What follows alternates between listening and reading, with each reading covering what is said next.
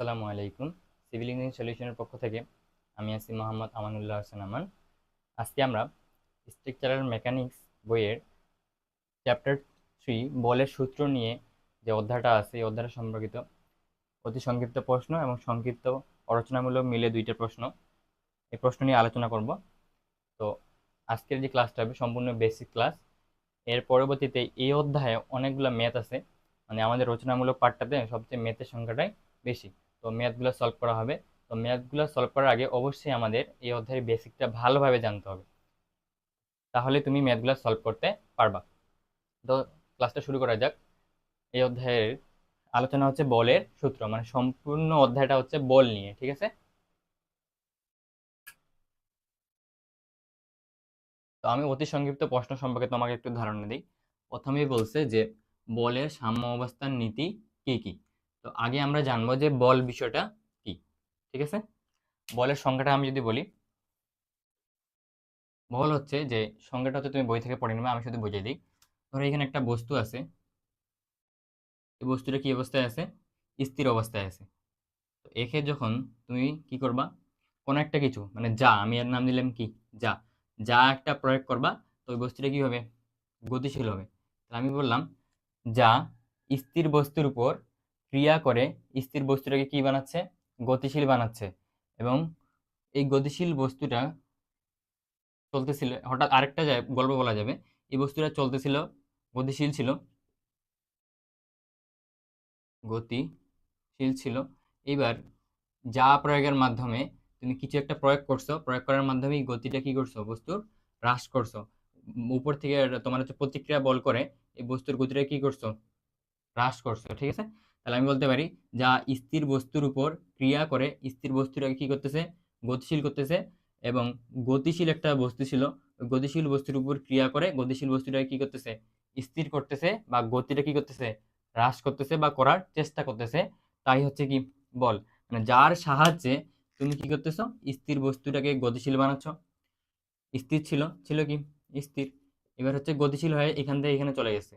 এইবার এই গতিশীল বস্তুটা চলতেছিল না, এই গতিশীল বস্তুটাকে তুমি যখন অন্য দিক থেকে বল প্রয়োগ করবা, এই বস্তুটা আবার কি হয়ে যাবে? থামে যাবে, স্থির হয়ে যাবে, ঠিক আছে? তাহলে তুমি কি করতেছো? স্থির বস্তুকে গতিশীল করতেছো বা করার চেষ্টা করতেছো। আর গতিশীল যে বস্তুটা ছিল এটাকে কি করতেছো? স্থির করার চেষ্টা করতেছো বা করতেছো, বা ওটার গতিটাকে কি করতেছো? হ্রাস করতেছো। তাহলে যার সাহায্যে তুমি এই কাজগুলো করতেছো ওইটা হচ্ছে কি বল, ঠিক আছে? সহজভাবে বলা যায়, তোমার বন্ধু সাইকেল নিয়ে যাচ্ছে, তুমি ওকে থামাবা, কি করছো? পিছন দিক থেকে যায় টানে ধরছো। তো সঙ্গে সঙ্গে তো থামবে না, কি হবে? একটু হলে মানে সামনে যায়, ধীরে ধীরে যায় থামবে। তুমি কি করলা? ওর গতিটা কি করলা? হ্রাস করলা। যার সাহায্যে করলা ওকে গতিটাকে হ্রাস করলা, ওটি হচ্ছে কি বল। তাহলে বলের ক্ষেত্রে দুইটা জিনিস আসতেছে, স্থির বস্তুকে গতিশীল করে বল, আর গতিশীল বস্তুর কি করে? গতি হ্রাস করে। এই বইয়ে তুমি বলের কাজটা সম্পর্কে, ধরন সম্পর্কে জানবা যে বল দিয়ে কি কাজ হচ্ছে।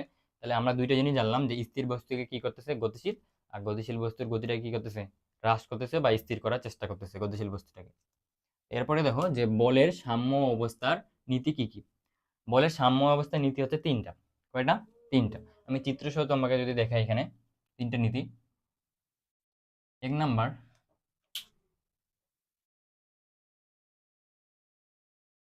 বলের সাম্য অবস্থার নীতি তিনটি। যেহেতু অতি সংক্ষিপ্ত প্রশ্ন, তুমি এইভাবে লিখবা তিনটি, আর কি কি ওটা দিয়ে দিবা। কিন্তু আমি তোমাকে বোঝার জন্য, বেসিকটাকে স্ট্রং করার জন্য বুঝিয়ে দিচ্ছি যে সাম্য অবস্থা বিষয়টা কি।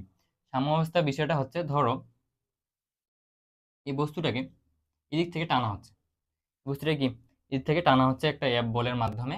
তো এই বস্তুটার ভারসাম্যটা রক্ষা করার জন্য, মানে ওই জায়গাটা থেকে রাখার জন্য, যাতে বস্তুটা নড়ে না যায়, সরে না যায়, মানে হেলে না যায়, তুমি কি করলা? বিপরীত দিক থেকে একটা বল দিয়ে টানলা।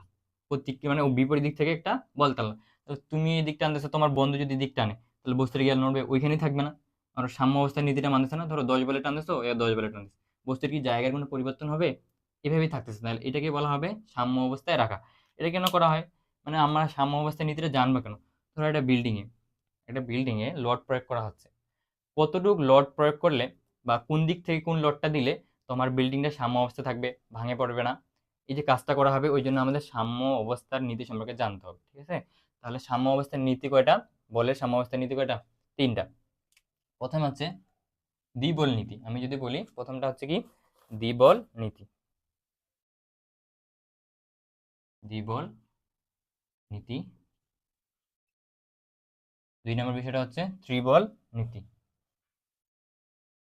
ত্রিবল নীতি। 3 নাম্বার চারবল নীতি। চারবল নীতি। তাহলে সর্বশেষ 4টা বল দিয়ে কাজ করানো যাবে। 4টা বলের মাধ্যমে সাম্য অবস্থাটায় নিয়ে আসা যাবে। প্রথমে যদি আমি বলি সাম্য অবস্থা কিভাবে নিয়ে আসবা, ধরো তোমার এফ বলে এই বস্তুটাকে একটা এফ বলে টানা হচ্ছে, আর এইদিকে হচ্ছে F1 বলে, এইদিকে হচ্ছে F2 বলে টানা হচ্ছে। এই বস্তুটাকে যখন তুমি সাম্য অবস্থায় নিয়ে আসতে চাইবা তখন কি হবে, এদের মাঝে লব্ধি বল কাজ করবে।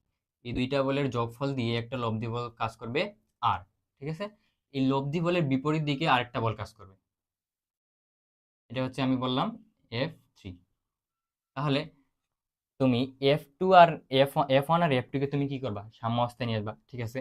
যখন কোনো বস্তু তোমার হরিজন্টাল, এটাকে বলা হয় তোমার ভার্টিক্যাল, এটাকে বলা হয় হরিজন্টাল, এটা উলম্ব, এটা আণবিক। এই উলম্ব আণবিক বল পাওয়া যায় তখন এদের যে দুইটা বলকে বিবেচনা করে যোগ করে টোটাল যে বলটা পাবো আমি, ওটা হচ্ছে লব্ধি বল।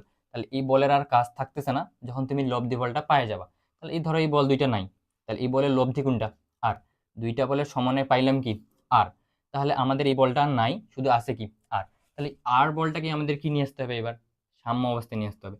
তাহলে এটা এই দিকে টানতেছে, তাহলে একে যদি সাম্য অবস্থায় নিয়ে আসতে দেই, বিপরীত দিকে একটা টান দিতে হবে না, বিপরীত দিকে একটা কি দিতে হবে, টান বল দিতে হবে না। বুঝা গেল? F1 F2 এই দুটা বলের লব্ধি হচ্ছে আর। এখন আমি আর F1 F2 কে বিবেচনা করবো না, শুধু কাকে বিবেচনা করব, আর বলটাকে। এই আর বলটা যেহেতু এদিকে টানতেছে, এটাকেই আমাদের সাম্য অবস্থায় নিয়ে আসতে হবে। ওই জন্য এর বিপরীত দিকে কি আরেকটা কি দিতে হবে, বিপরীত দিকে টান বল দিতে হবে। তাহলে এদিকেও যদি 10 টানে, এদিকেও 10 টানতেছে, তাহলে বিবার বস্তুটি তোমার বলটা কি অবস্থায় আছে, সাম্য অবস্থায় আছে। বুঝা গেল? তাহলে এই প্রথম দ্বিবল নীতিতে কি কি কাজ করতেছে, যে দুইটা বল, এইখানে যে দুটি বল একই রেখায় কাজ করবে। এই দুইটা বল কি রেখায় কাজ করতেছে, একই রেখায় কাজ করতেছে। আর বল দুইটি হবে কি সমান, এদিকেও যত হবে এদিকেও তত হবে। আর এরা কি পরস্পরের বিপরীতমুখী, একে এইদিকে টানতে হবে আর ওদিকে ওইদিকে টানতে হবে। পরস্পরে কি হলো, তাহলে বিপরীতমুখী হলো। তাহলে দুইটা বল যদি তুমি দুইটা বল দুই দিকে টানো, দ্বিবল নীতিতে কি বলেছে, দ্বিবল নীতিতে দুইটা বল একই রেখায় হবে। ধরো এটা R2 দিলাম, যাও, দুইটা বল কি হলো, একই রেখায় হইলো। আর তোমার এরা পরস্পরের বিপরীতমুখী হইলো, আর বলের মানগুলো কি হলো, সমান। আশা করি বুঝতে পারছো। কি F3 মানে 3টা বল কাজ করলে তোমার সেই সাম্যাবস্থায় আসতেছে। আর দ্বিবল নীতি বিষয়টা তো সহজ। তাহলে দেখো F1 বলে এইদিকে টানতেছিল, এর বিপরীত দিকে তুমি কি দিলা, F2 বল দিলা। তাহলে এখানে এই জায়গায় কি অবস্থা থাকবে, এখন বলটা কি অবস্থা হয়ে যাবে, সাম্য অবস্থায় চলে আসবে, শূন্য হয়ে যাবে বলের মানটা, ঠিক আছে। এবার 4 বল নীতিটাতে দেখো, তাহলে অবশ্যই কয়টা বল কাজ করবে, এখানে 4টা বল কাজ করবে। 4টা বল কি কি, একটা হচ্ছে তোমার চিত্রটা যদি আমি খাই, F1 F2, দিকে হচ্ছে কি F3 F4। এখন দেখো আমাদের এখানে কয়টা বল আছে, 4টা বল। তাহলে F1 আর F2 এরা হচ্ছে কি অবস্থায়, F1 আনুভূমিক আর F2 হচ্ছে উলম্ব অবস্থায় আছে। তাহলে আনুভূমিক আর উলম্ব যদি পাই, এদের মাঝে একটা কি লাগবে, লব্ধি বল কাজ করবে অবশ্যই। লব্ধি বলটা কি হবে, আর। লব্ধি বলটা কি হলো, আর। এটার নাম দিলাম আমি R1। তাহলে এই যখন তুমি F1 আর F2 বলটা পাই গেলা, এই দুইটা বল নিয়ে তো কাজ করা যাবে না। এই দুইটা বলের সমানে পাইলাম কি একটা লব্ধি বল। তাহলে F1 আর F2 কি এখন আমাদের নাই, F1 আর F2 কি নেই, নাই। তাহলে F1 এর F2 এর জন্য কাজ করতেছে একাই কি, আর। এই আর বলটাকে এখন তুমি সাম্য অবস্থায় নিয়ে আসবা, কি অবস্থায় নিয়ে আসবা, সাম্য অবস্থায়। চিত্রটা এইভাবে দিব হবে, সাম্য অবস্থায় নিয়ে আসবা।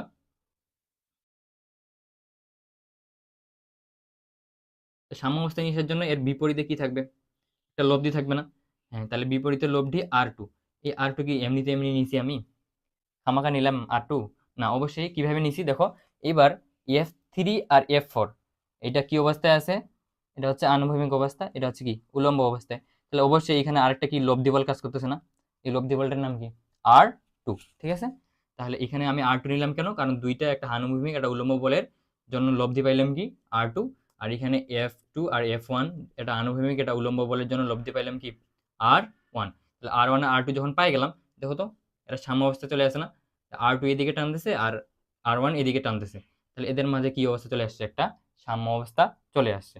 তাহলে এখানে তুমি বলতে পারবা যে তোমার 4 বল নীতিতে যে দুটি লব্ধি বল অপর দুইটি লব্ধি বল অপর দুইটি লব্ধি বলের কি সমান, এখানে 10 হলে এখানেও কি হবে? বলের মানটা 10 হবে। আর এরা পরস্পরের কি হচ্ছে? বিপরীতমুখী আর একই রেখায় অবস্থিত, বিপরীতমুখী আর একই রেখায় অবস্থিত। তাহলে হচ্ছে তুমি দ্বিবল নীতি, ত্রিবল নীতি আর 4 বল নীতি বুঝতে পারছো। এখানে একটু কনফিউশন হয়ে গেছিল দ্বিবল আর ত্রিবলে, যেখানে 3টা বল থাকবে এখানে হচ্ছে ত্রিবল, যেখানে 4টা বল থাকবে এটা হচ্ছে 4 বল নীতি।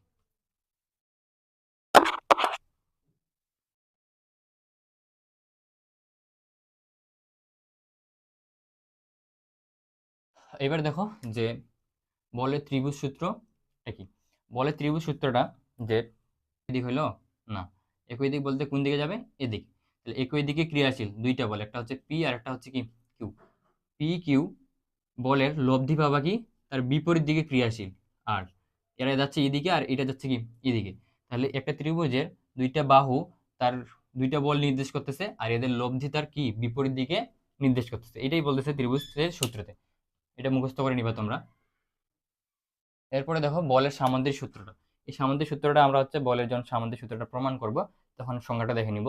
লেমির সূত্র, এই অধ্যায়ের মূলত ম্যাথগুলোতে দুইটা, একটা হচ্ছে তোমার বলের নিয়ে, বল বিভাজন নিয়ে, আর একটা হচ্ছে তোমার লেমির সূত্র নিয়ে। তো লেমির সূত্রটা আমি যদি তোমাকে মুখস্থের জন্য বলি,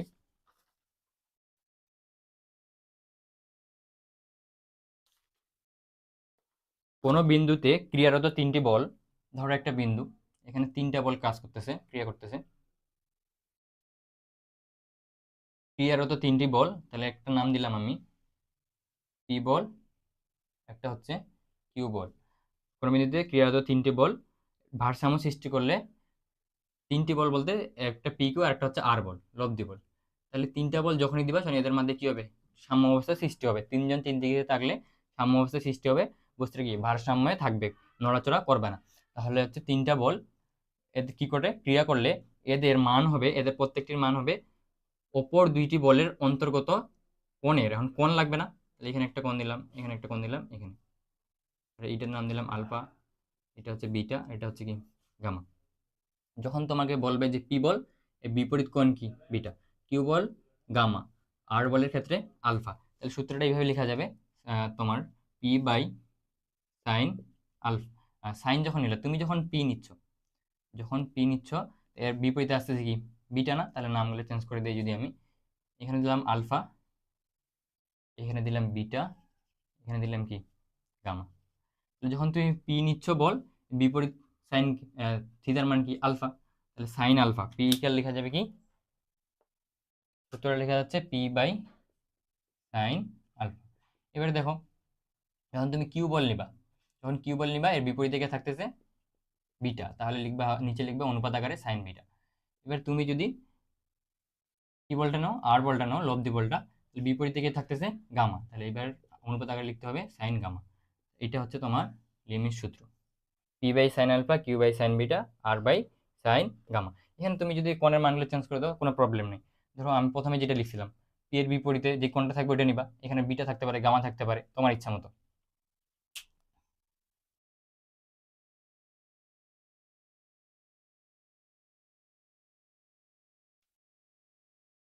সমতলীয় সমকেন্দ্রিক বল কি, বই থেকে পড়ে নিবা। সমতলীয় অসমকেন্দ্রিক বল কি, এটা আমি যদি বুঝাই, ধরো 3D তো আঁকা সম্ভব না, তোমার একই তলে বিভিন্ন বল যখন ক্রিয়া করবে, একই তলে বিভিন্ন বল ক্রিয়া করবে, সমতলীয় সমকেন্দ্রিক মানে হচ্ছে একই তলে ক্রিয়াশীল অনেকগুলা বল থাকবে। অনেকগুলা বল যখন এই একটা তলে ক্রিয়া করতেছে, এটা 3D আঁকায় তাহলে একটু অন্যরকম হবে, যখন এরকম আসতেছে তল বুঝে নির্দেশ করতেছে এটাকে, ঠিক আছে? তাহলে একই তলে ক্রিয়াশীল যখন অনেকগুলা বল থাকবে, আর একই তলে ক্রিয়া করবে বলগুলা, কিন্তু পরস্পরের সাথে কি হবে না, মিলিত হবে না।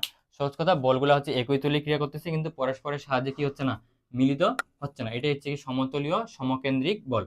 এবার যদি বলো সমতলীয় অসমকেন্দ্রিক বল, বলগুলো একই তলে থাকবে, একই তলে ক্রিয়া করতেছে, মানে এই তলের মধ্যেই কাজ করবে, কিন্তু পরস্পরের সাথে কি হবে, মিলিত হয়ে কাজ করতেছে। এটা F1, এটা F2, F3, F4, এটা একই তলে কাজ করতেছে কিন্তু মিলিত হয়ে কাজ করতেছে। যদি মিলিত হয়ে কাজ করে তাহলে এটাকে বলবো সমতলীয় সমাকেন্দ্রিক বল।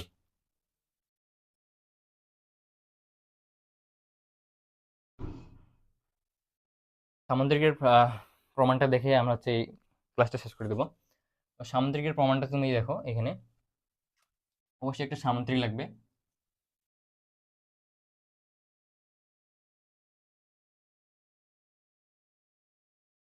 এটা একটা সামুদ্রিক, এটাকে তুমি বর্ধিত করি, এখানে একটা ত্রিভুজ উৎপন্ন হচ্ছে। সামুদ্রিকের এই কোণের নাম দিলাম আমি থিতা। থিতা দিই, থিতা, থিতা। এখন আমরা জানি যে দুইটা সমান্তরাল রেখা, দেখো এটা আমি যদি নিচের দিকে বর্ধিত করি, দুইটা কি পেলাম, একই একই বরাবর দুইটা সমান্তরাল রেখা। এই সমান্তরাল রেখার স্পর্শক হচ্ছে কি, এই বাহুটা, এই বাহুটা হচ্ছে স্পর্শক এবং দুইটা কি স্পর্শ করছে, তাহলে এই কোণ কি হবে, সমান, এটা হবে কি থিতা। তাহলে সামুদ্রিকের ক্ষেত্রে বা যে কোনো ক্ষেত্রে যদি দুইটা সমান্তরাল বাহু হয় আর এদের স্পর্শক যদি তোমার একটা বাহু মানে দুইটা মিলিত সমান্তরাল বাহুতে মিলিত হয়, তাহলে তুমি কি বলবা, কোণগুলা কি হবে, পরস্পর সমান হবে। তাহলে এটা পাইলাম আমি থিতা, এই কোণটা পাইলাম থিতা। এইবার আমরা জানি সামুদ্রিকের সূত্র থেকে যে একই বিন্দু থেকে ক্রিয়াশীল দুইটা বল পি আর একটা দিলাম আমি কিউ, তো তাদের সামুদ্রিকের দুইটি সন্নিহিত বাহু দ্বারা নির্দেশ করলে এদের লব্ধির মান হবে সামুদ্রিকের কর্ণটা। এই লব্ধির মান নির্দেশ করবে কি, সামুদ্রিকের কর্ণ। তাহলে পি কিউ দুইটা বল, এই দুইটা বলের সবসময় একটা লব্ধি আসবে, তাহলে লব্ধি কি, আর এটা কি নির্দেশ করবে, কে নির্দেশ করবে, তোমার কর্ণটা কি করবে, কর্ণের মানটা। এই যে কোণটা উৎপন্ন হয় এটা হলো নাম দিলাম আমি আলফা। ঠিক আছে, তাহলে দেখো এই পি কিউ এটাকে কিউ বলটাকে আমি এখানে কি বলতে পারি না, এর নাম যদি আমি দেই A B M C D, তাহলে দেখো এ ডি যত আর বি সি তত।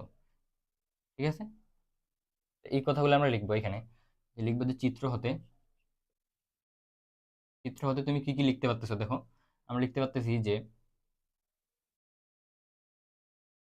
এ ডি সমান বিসি ইকুয়াল কি, এর বলের মান কত, কিউ, কিউ। আর কি লিখতে পারতেছো, কমা দিয়ে যে এ বি সমান তুমি লিখতে পারতেছো কি বল, পি। কোণ, কোণ দেখো এই কোণ আর এই কোণ তো সমান হয়ে গেল তাই না, তাহলে কোণ বি সি এম ইকুয়াল আমি কি লিখতে পারতেছি, থিতা।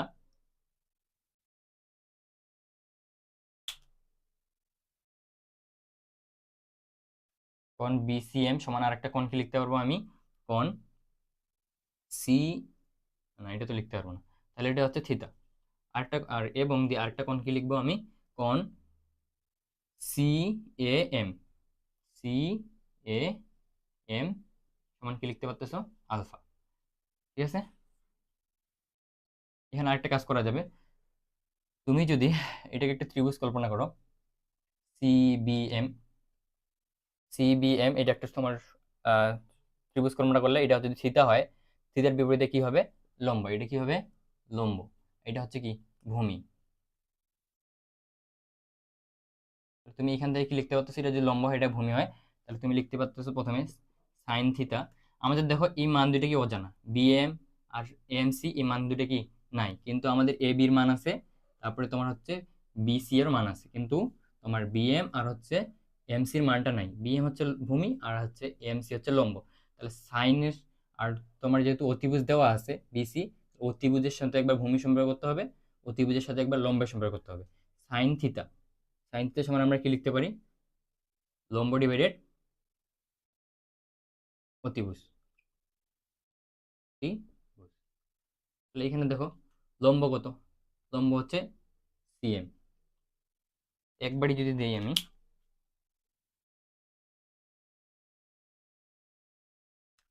লম্ব হচ্ছে সিএম আর তোমার অতিভুজ হচ্ছে বিসি। এখান থেকে যদি অজানা মান সিএম তোমার হচ্ছে, সিএম এর মানটা যদি নির্ণয় করি তাহলে কি হচ্ছে দেখো, সিএম ইকুয়াল কি লেখা যাবে, sine BC, BC sine theta, BC sine theta. এখানে বিসির মান বলো, বিসির মান কত দেওয়া আছে, বি আর সি এর মান হচ্ছে কিউ, তাহলে আমরা লিখতে পারি কিউ সাইন থিটা। সেম কাজটা এখানে করতে হবে। এবার যদি আমি এখানে লিখি যে কোস থিটা, এবার কোস থিটা ইকুয়াল কি লেখা যাবে, ভূমি বাই অতিভুজ। ভূমি কত, বিএম। সলিউশন, ভূমি হচ্ছে বিএম আর হচ্ছে তোমার অতিভুজ কত, বিসি। এখান থেকে তুমি যদি বিএম নির্ণয় করো তাহলে কি পাচ্ছ, BM equal BC cos theta. BC মান কত, বিসি মান হচ্ছে কিউ, তাহলে কিউ কোস থিটা। ঠিক আছে, এই ডাটাগুলো আমাদের চিত্র থেকে সাইড নিয়ে তুলে নিতে হবে। এরপরে যেটা কাজ হবে, দেখো এটা একটা সমকোণী ত্রিভুজ সি এ এম, এটা হচ্ছে 90 ডিগ্রি, এটা একটা সমকোণী ত্রিভুজ। আর বিপরীত কোণ হচ্ছে কি থিতা, তোমার হচ্ছে এটা কি বিপরীত কোণ হচ্ছে থিতা কোণের বিপরীতটা হচ্ছে কি লম্ব। তাহলে তুমি লিখবে যে ত্রিভুজ এ এম সি এ একটি সমকোণী। তাহলে এখানে ত্রিভুজ, সমকোণী ত্রিভুজের ক্ষেত্রে কি লিখতে পারবা, ত্রিভুজ এ এম সি হতে আমরা সমকোণী ত্রিভুজের ক্ষেত্রে কি জানি যে অতিভুজ স্কয়ার ইকুয়াল লম্ব স্কয়ার প্লাস ভূমি স্কয়ার। অতিভুজ স্কয়ার মানে কি, A AC square, AC square লম্বকে, লম্ব হচ্ছে তোমার সিএম স্কয়ার, আর ভূমি কি এ এম স্কয়ার।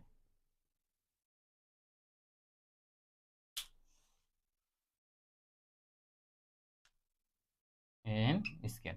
এখানে দেখো এসির মান কত, এসির মান হচ্ছে তুমি কি নিছো আর, আর স্কয়ার। এখানে সিএম, সিএম রাখে দিলাম। এ এম সমান কি লেখা যাবে, এ এম কিভাবে পাবা, এ বি যোগ বিএম। তুমি যদি এ আর বি যোগ, এ বির সাথে তুমি যদি বিএম যোগ করে দাও তাহলে কি পাচ্ছ, এ এম স্কয়ার। সিএম এর মান কত, সিএম দেখো এখানে সিএম এর মান দেওয়া আছে, পাইছি আমরা সিএম এর মান কত পাইছি, কিউ সাইন থিটা এর উপরে কি স্কয়ার। এ বির মান কত, এ বি সমান কি লিখতে পারবো আমি, পি লিখতে পারবো, পি প্লাস বিএম এর মান কত এখানে আমি নির্ণয় করছি, কিউ কোস থিটা এর উপর কি স্কয়ার। এই জায়গাটার একটু প্রয়োজন হবে, এই জায়গাটা তোমরা স্ক্রিনশট নিয়ে নাও।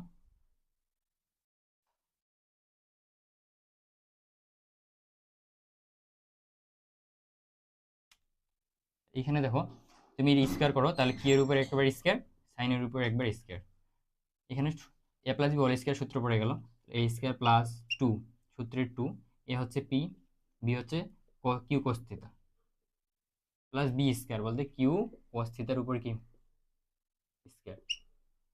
এখানে দেখো Q square sine square theta থাকে গেল, plus P square 2 P Q cos theta. এইখানে দেখো কি এর উপর স্কয়ার করলে কিউ স্কয়ার, কোস এর স্কয়ার করলে কোস স্কয়ার থিটা। তো আমাদের কাজ হবে সাজায় নেওয়া কিউ স্কয়ার থিটাগুলোকে কি স্কয়ার এক জায়গায় করা। আমি আগে লিখলাম পি স্কয়ার, এরপর লিখলাম যে কিউ স্কয়ার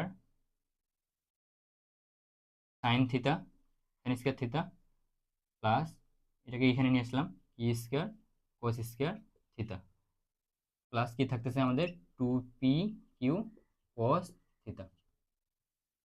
এইখানে দেখো পি স্কয়ার, এখান থেকে কি কমন যাবে, উভয় পক্ষে কি আছে, কি স্কয়ার আছে, তাহলে কি স্কয়ার কমন নিলে এখানে থাকতেছে sine square theta plus cos square plus 2p Q cos theta. এইখানে দেখো যে P square plus Q square theta, sine square theta plus cos square থিটাকে সমান আমরা কি জানি 1, তাহলে 1 এখানে দিলেও হবে না দিলেও হবে, 1 এর সঙ্গে যদি কিউ স্কয়ার গুণ করো কিউ স্কয়ারই হবে, তাহলে থাকতেছে কি 2p কিউ কোস থিটা। আর স্কয়ারের মান ছিল তোমার P square Q square plus 2p Q cos theta. তাহলে তোমার যদি আর নির্ণয় করতে বলে তাহলে এটাকে রুট করে দিতে হবে, P square plus Q square plus 2p Q cos theta. এটা যদি না দেখা যায় তাহলে এইখানে এইভাবে লিখবা যে আর আর সমান লেখা যাচ্ছে √/2 P square plus Q square two P Q cos theta. ঠিক আছে, এটা হচ্ছে লব্ধির মান, এটা হচ্ছে লব্ধির কি মান, তাহলে এখানে হচ্ছে লব্ধির মান। ঠিক আছে, লেমের সূত্র যদি প্রমাণ করতে বলে তুমি এখান থেকে প্রমাণ করে দিলে হয়ে যাবে। তাহলে আশা করি বুঝছো বলের সামুদ্রিক সূত্রটি। তো এর পরবর্তী ক্লাসে আমরা লেমের সূত্রের প্রমাণ করব আর এর সঙ্গে একটা ম্যাথ করবো ইনশাল্লাহ।